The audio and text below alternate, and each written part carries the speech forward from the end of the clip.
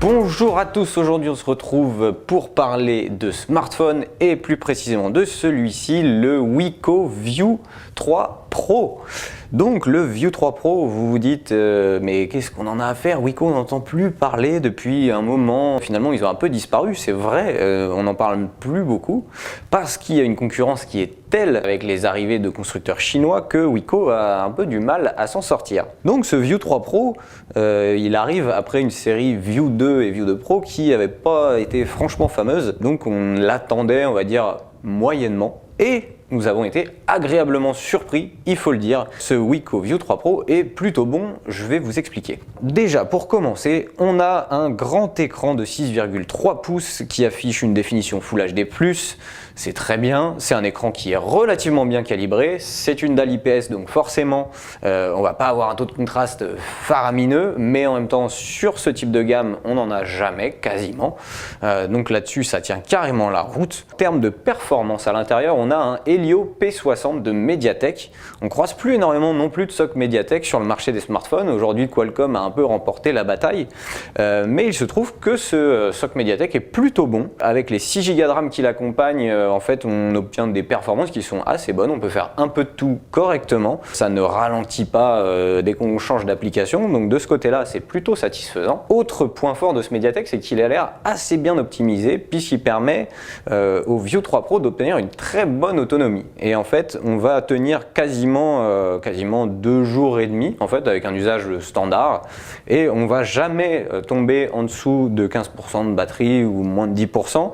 Après une grosse journée d'utilisation, il tient bien la route. On va parler un peu du design. C'est pas si mal que ça finalement pour un smartphone qui est vendu à 250 €. On a un design qui est assez travaillé avec des petits effets de lumière sur l'arrière, des petits dégradés.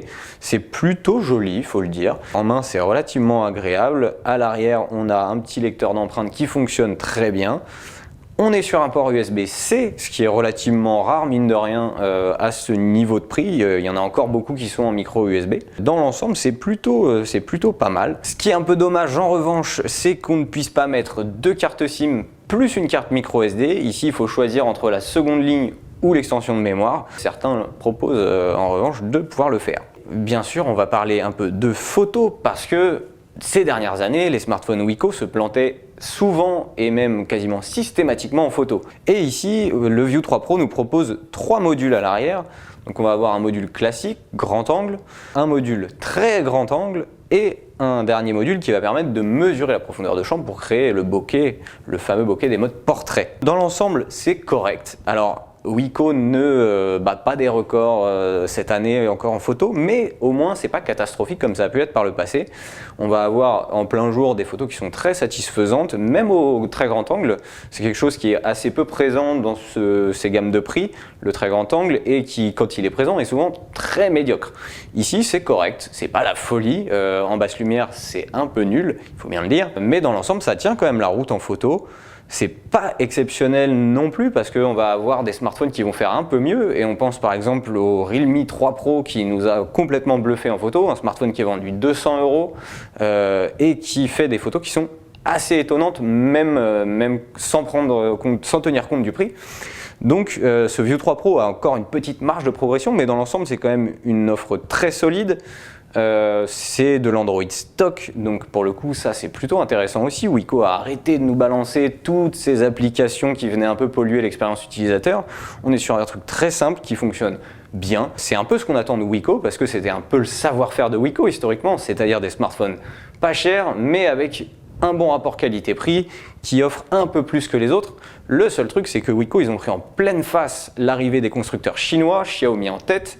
Et quand on pense à un Redmi Note 7 en fait, qui fait un peu mieux dans tous les domaines que ce Wiko View 3 Pro, sauf peut-être en autonomie où le Wiko est quand même très bon, finalement on se dit que pour 50 € de moins, chez Xiaomi avec le Redmi Note 7 ou chez Realme avec leur Realme 3 Pro, eh ben on a mieux encore que ce Wiko. C'est un peu dommage parce que Wiko était revenu dans la bataille, mais finalement c'est encore pas assez, il va falloir remettre un petit coup de collier pour revenir complètement dans la bataille.